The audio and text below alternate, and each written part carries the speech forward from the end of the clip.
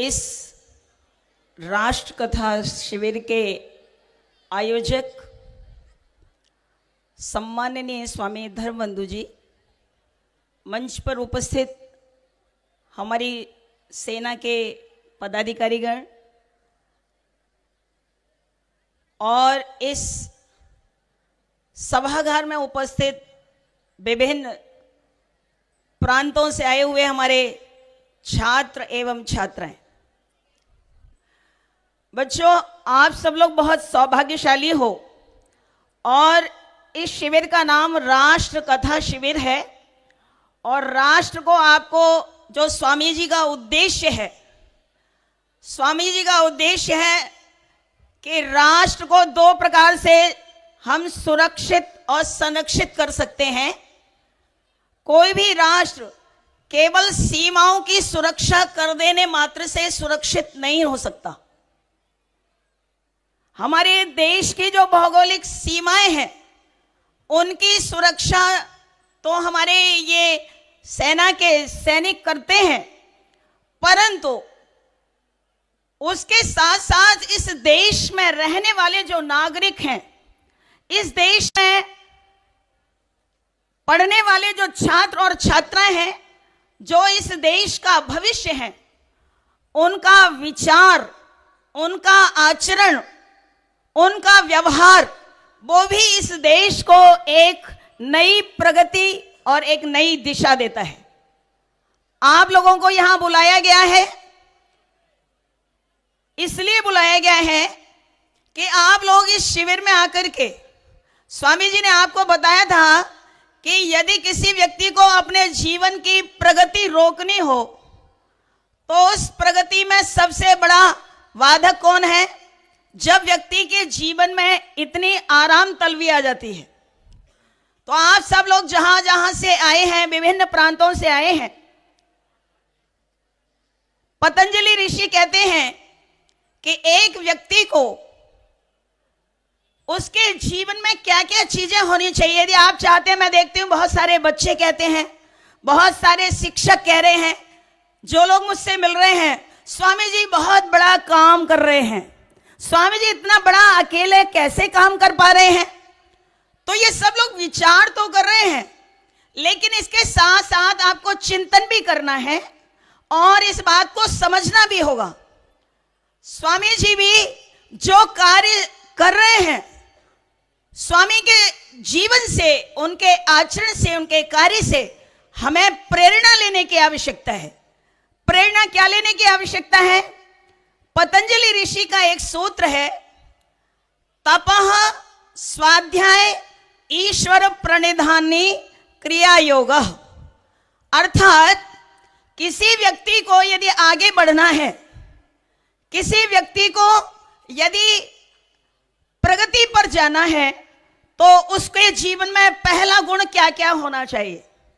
तो उनमें से पहला गुण बताया पतंजलि ऋषि ने कि उसके अंदर तप होना चाहिए। अर्थात इसका मतलब है, हमारे इस देश में आप लोग इस शिविर में जो आए हैं बच्चे, आपके अंदर पहला जो गुण होना चाहिए, जब आप शिविर में से जाएं तो आप तपस्वी बन करके जाएं। हमारी बालिकाएं तपस्विनी बन करके जाएं। तपस्वी बनने का मतलब ये नहीं होता कि आप कहीं अग्नि को जला करके कहीं तपस्या करें। तपस्वी का मतलब होता है कि आप अपने जीवन को सदाचार की भट्टी में इस प्रकार से तपा दें, जैसे अग्नि में सोने को डाला जाता है तो सोना कुंदन बन जाता है। ठीक उसी प्रकार से आप लोग जब यहां से जाएं, आप लोग इस समय तप की ट्रेनिंग ले रहे हैं। कैसे ट्रेनिंग ले रहे हैं? बहुत सारे बच्चे अपने घर पर आराम से उठते हैं। सुबह कोई 7 बजे उठता है, कोई अपने स्कूल के हिसाब से उठता है। किन्हीं बच्चों का यदि 2 शिफ्ट में स्कूल चलता है तो वो और भी ज्यादा लेट उठते हैं, कोई 8 बजे उठता है। लेकिन यदि आपकी दिनचर्या इस प्रकार की होगी तो आप लोग तपस्वी नहीं बन पाएंगे। आप लोगों का जो शरीर है वो स्वस्थ नहीं बन सकता। आप प्रगति तब करेंगे जब पहले आपका शरीर स्वस्थ होगा, और शरीर तब स्वस्थ हो सकता है जब आपकी दिनचर्या, जब आपकी शारीरिक स्थिति, जब आपकी मानसिक स्थिति ठीक होगी, स्वस्थ होगी। अब प्रातःकाल आप देख रहे हैं कि स्वामी जी का बहुत दृढ़ता से ये सबको आदेश रहता है कि सभी को 5 बजे पीटी में आना है, सबको एक्सरसाइज करनी है, सबको व्यायाम करना है। तो बहुत सारे बच्चों को हो सकता है खराब लगता हो, लेकिन आप लोग समझ लीजिए कि आप यहां से जब जाएंगे तो अपने जीवन में एक विशिष्ट गुण बढ़ा करके जाएंगे। आप लोग तपस्वी बन जाएंगे। क्यों? क्योंकि आप प्रातः काल में, ठंड का समय होता है, आपको सोना अच्छा लगता है, लेकिन सोने से आपका जीवन अच्छा नहीं बनेगा। सुबह उठ करके यदि आप पीटी करते हैं, आप व्यायाम करते हैं, तो आपका शरीर सक्रिय बनता है, आपका शरीर स्वस्थ बनता है। तो पहला गुण होना चाहिए तपस्वी, तप होना चाहिए। अब मैं देख रही हूं बहुत सारे बच्चे हैं, बहुत सारी बच्चियों से मेरी बातचीत हो रही है। हमको बच्चों ये शिविर में केवल टाइम पास नहीं करना है, स्वामी जी की भावनाओं को समझना है। जिस भावना के तहत, जिस उद्देश्य के तहत उन्होंने पूरे 4 महीने पुरुषार्थ किया है, और पुरुषार्थ ऐसे ही नहीं किया, बल्कि 2 महीने अपना पुरुषार्थ परमात्मा के लिए करते हैं। वो गंगोत्री में जाते हैं, परमात्मा से बल मांगते हैं, अपना पुरुषार्थ भी, अपना सामर्थ्य भी वो कलेक्ट करते हैं और परमात्मा से मांगते हैं। तब जाकर के आप लोगों के लिए इतना बड़ा कार्य कर पाते हैं। एक बार मैं कहूंगी जोरदार हमारे स्वामी धर्मबंधु जी के लिए जोरदार करतल ध्वनि से आप लोग अभिनंदन करेंगे। वेद में एक मंत्र आता है, इंद्रम वर्धन्तु अप्तुरः।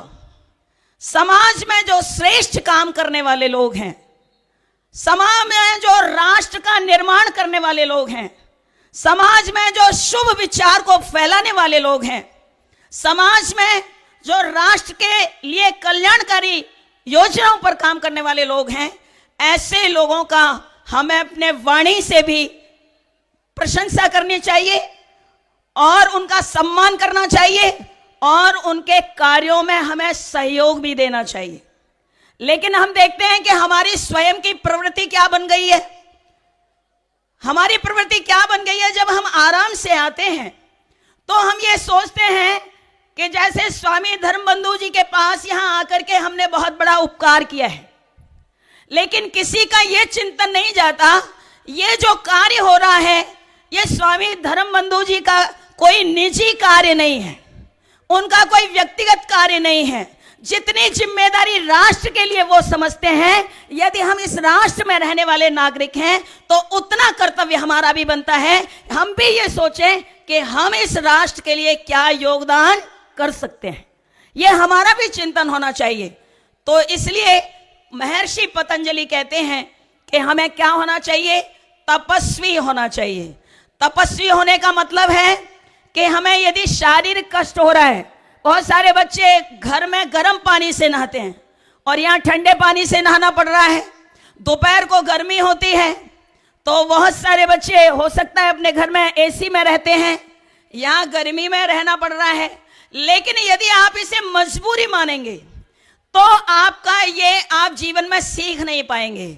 आपको इसे मजबूरी नहीं समझना, इसको समस्या नहीं समझना, आपको ये समझना है कि हम ट्रेनिंग लेने आए हैं अपने देश को आगे ले जाने के लिए, क्योंकि आप राष्ट्र के कर्णधार हैं, आप इस राष्ट्र को आगे ले जाने वाले हैं। जब आपके अंदर सदाचार के गुण, सदाचार के बीज अंकुरित हो जाएंगे तो निश्चित रूप से जब आप बड़े हो जाएंगे, भले ही आपको इन विद्वानों की, यहां पर जो लोग वक्ता रहे हैं उनकी बातें याद ना रहे, लेकिन मैं ये निश्चित रूप से कहूंगी कि आपका जो मस्तिष्क है, इसको हम कहते हैं खोपड़ी।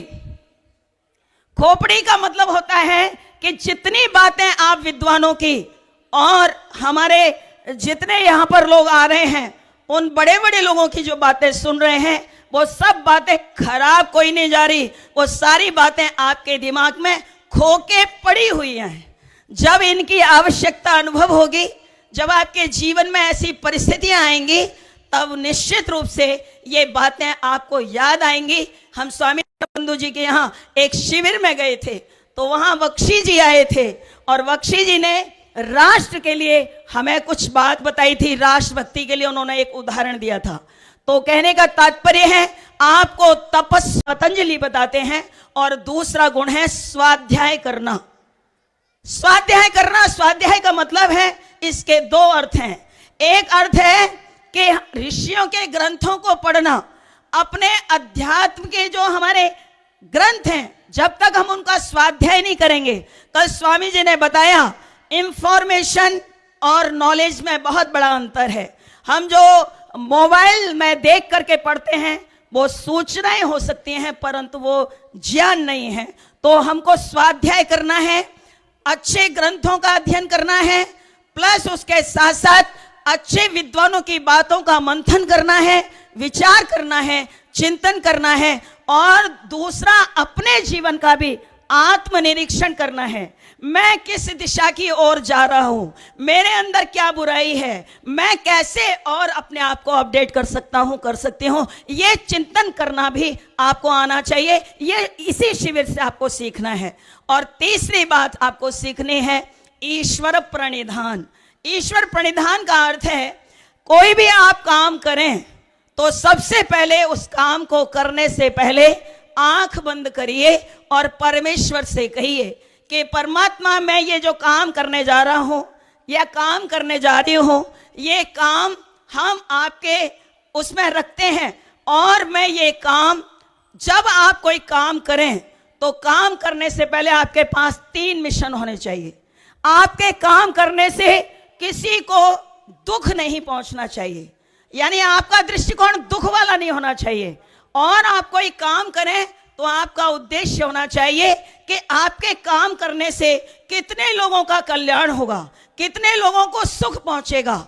और तीसरी चीज है, और वो है, पहला हमारे कार्य से। अब जैसे आपने देखा हुआ, कुछ बच्चे रह रहे हैं तो कुछ बच्चे बोलते रहते हैं, दूसरे बच्चे बेचारे प्रभावित होते हैं। तो सब बच्चों को सीखना है, हमारी स्वतंत्रता तब तक है जब तक हमारे किसी भी कार्य से यदि किसी को कोई कष्ट होता है तो हम इसको, तो ये पतंजलि ऋषि ने 3 चीजें हमको दी हैं, तप, स्वाध्याय और ईश्वर प्रणिधान। तो ये बात समझेंगे, किसी राष्ट्र के लिए ये 3 चीजें हैं, एक धन, एक बल। तो किसी कवि ने कहा है, श्लोक दिया है, विद्या विवादाय धनम मदाय।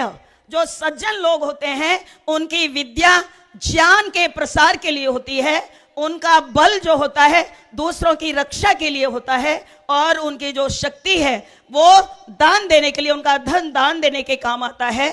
और इसके विपरीत जो दूसरे लोग होते हैं, वो इसके विपरीत कार्य करते हैं, दूसरों को सताने का काम, दूसरों को जो है अविद्या लड़ाने का काम करते हैं। तो हमें सज्जनता की ओर, सदाचार की ओर बढ़ना है।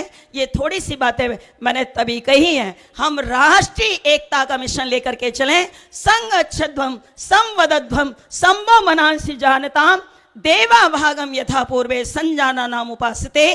प्रेम से मिलकर चलो, बोलो सभी ज्ञानी बनो, पूर्वजों की भांति तुम भी कर्तव्य के मानी बनो। इति ओम शम।